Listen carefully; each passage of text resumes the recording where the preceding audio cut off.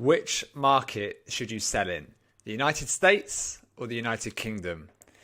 I'm Tom, one half of the Honest Entrepreneurs, and in today's video, I am going to fly through a number of stats and figures and facts that's going to help you guys make a decision on which market you should sell in. And also stick around to the end for our honest opinion in terms of what we recommend is best to launch your business in 2022. Let me dive in. So first off, I want to tell you that actively selling on Amazon, people like us, these third-party sellers, currently in the United States, there are 2.5 million people, which is quite a lot. There's 1.6 million in the whole of the EU, so across Amazon's EU platforms like Germany, France, Holland, Spain, Italy. And there's 285,000 in the UK, which does sound like it's fairly small, but the UK is obviously a fairly big platform still for Amazon as well. 57% of Amazon third-party sellers are 27 to 44 years old. So I'm guessing a lot of the people that are watching this video, you probably fall into that age bracket. I know this isn't to do with where to sell, but I thought it was really interesting just to give you a bit of a precursor and a bit of knowledge on the Amazon space itself. So small and medium businesses such as ours and such as people like you watching the video sell around 4,000 products on Amazon per minute, which is absolutely insane.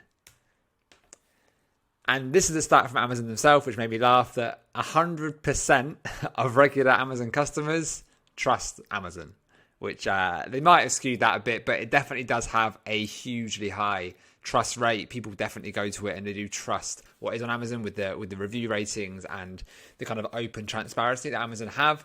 And obviously, as some of you guys know that already sell, Amazon put the customer ahead of everything and everyone, including sellers like us. So they're very much skewed towards the benefit of customers, hence the high trust.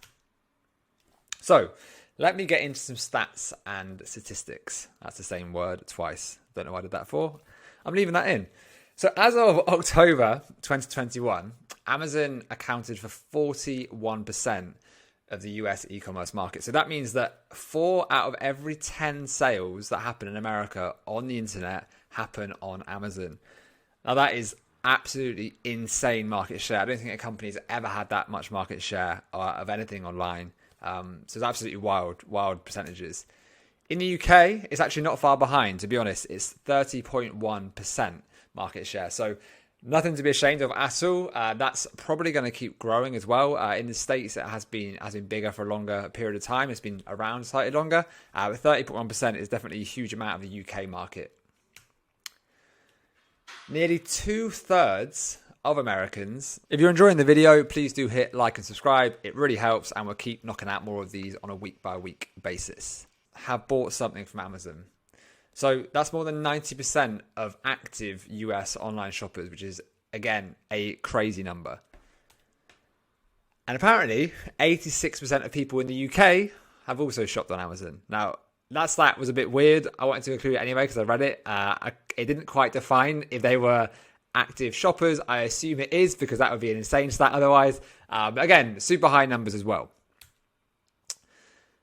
And then in the UK itself, per month, Amazon's receiving 579.5 million visits, which is insane traffic. That's absolutely crazy. One of the most visited sites in the world, like for sure. But what blew my mind a bit more than that was when I read on and realized that Amazon in the US, so not only does it receive 230 million unique visits a month, so that's different people that are visiting their website, it gets 2.45 billion with a B monthly visits, which is 5x the UK. That's this absolutely insane amount of eyeballs that are going onto Amazon with buying intent.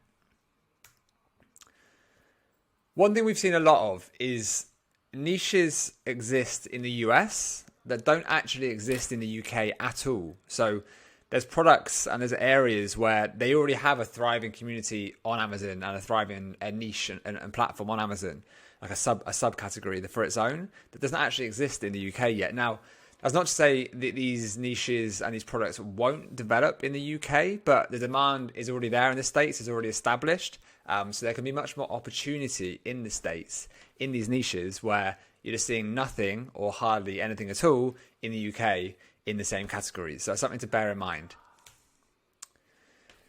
Now, with the US being around for longer, it has done historically, and it does still attract much more professional sellers. So we don't view that as a bad thing. And you can probably tell at this point of the video which way we're leaning towards in terms of where you should start. When you're competing with more professional sellers, it's harder. Of course it is, because they have great copy, they have great images, they have great video, potentially. Some of them obviously in the US still don't, which is a big opportunity. But it makes you raise your game. So you can't go into the market in the US and be lazy. You can't be sloppy and hope to do well.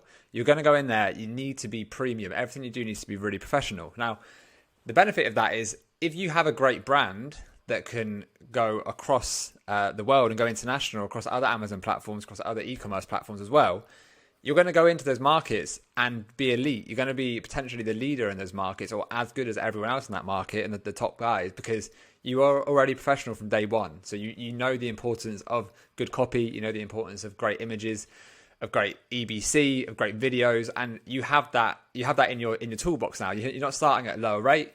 You're starting at a really good level, and that's going to stand you in good stead for the rest of your brand's growth, and of course into hopefully the sale within the next kind of 2 to 4 years, as we are planning to do ourselves.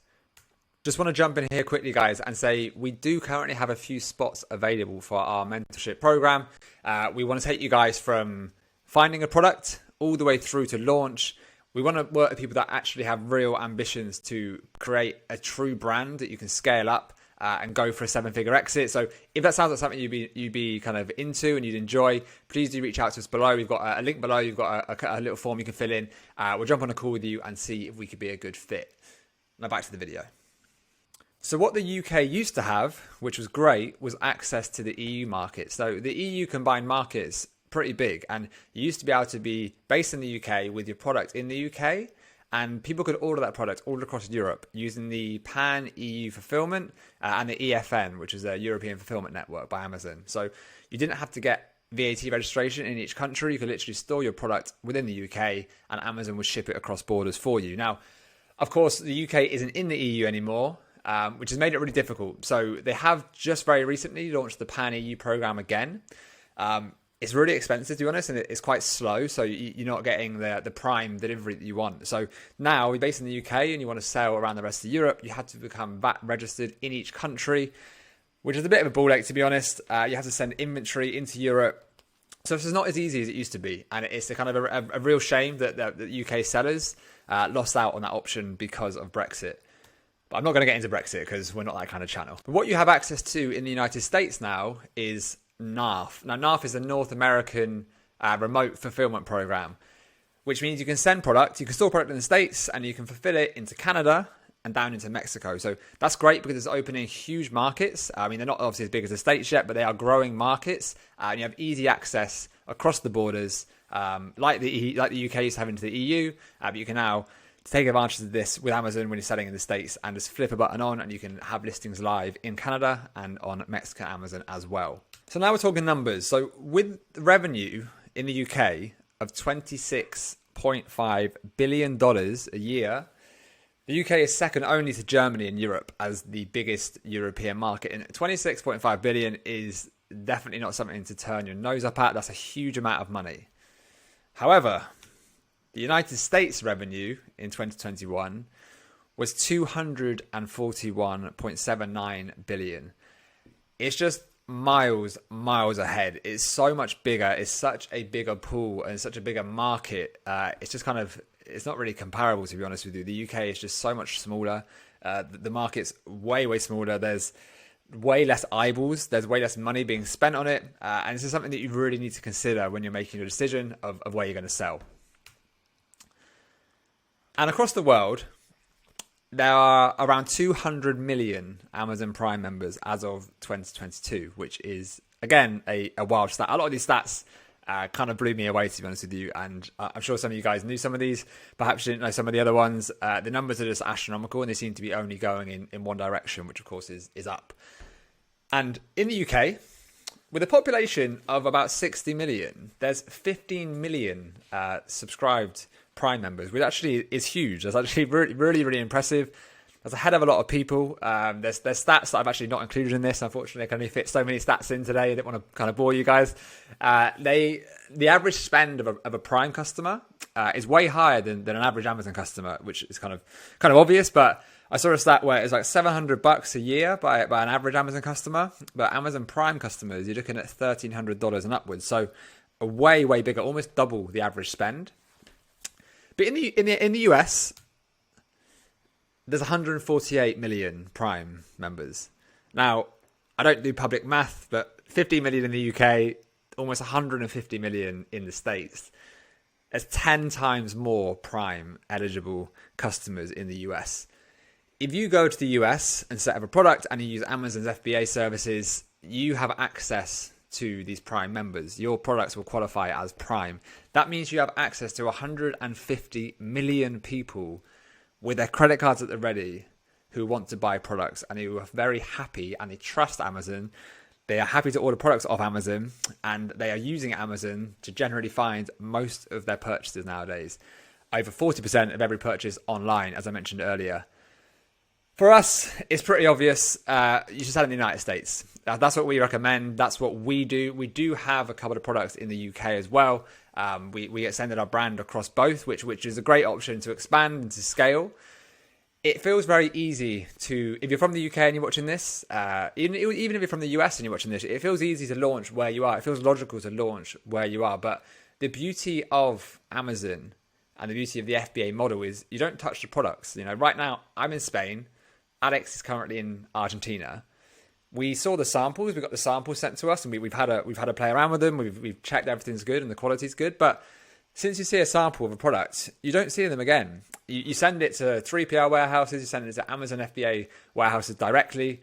That is the beauty of this. It's hands off. You can do it from anywhere in the world. So, in our opinion, what's the benefit of going for a smaller pond? You want to fish in the bigger pond. Amazon USA is a huge pie. There's a lot of pie to go around. We brought big forks and we're fucking hungry, so we want to make a lot of money. But there's plenty of room for everyone. And there are, as I mentioned earlier, the niches that exist in the States that don't even exist anywhere else. There's so much opportunity there. And there are still, even though there's a lot of professional sellers, there are still some quite poor listings, some quite poor competition. You can go in there, definitely go in and be professional, be the best in your niche. But you can go in there and win, and then your reward's going to be so much bigger. What we hate to see is people that launch in their local market. It can be a success, but then a year's gone by and you're thinking this could have worked in the States, and you've either perhaps lost your opportunity in the States or you go there a year later and yeah, it can still work, but how much further along could you have been within a year? So, as I mentioned, for the previous reasons, the USA is the honest entrepreneur's choice of where you should be launching, no matter where you are based in the world. If you have done something different, please do leave a comment down below. We'd love to hear from people. I know some people have still had great experiences launching other platforms and other niches, other nations. And we're not saying that's wrong. We just think for us that we want to go for take the biggest swing, for the biggest reward, for the biggest exit. And without a doubt, the United States is the best opportunity for that. Let us know what you think in the comments, and I will catch you guys next time.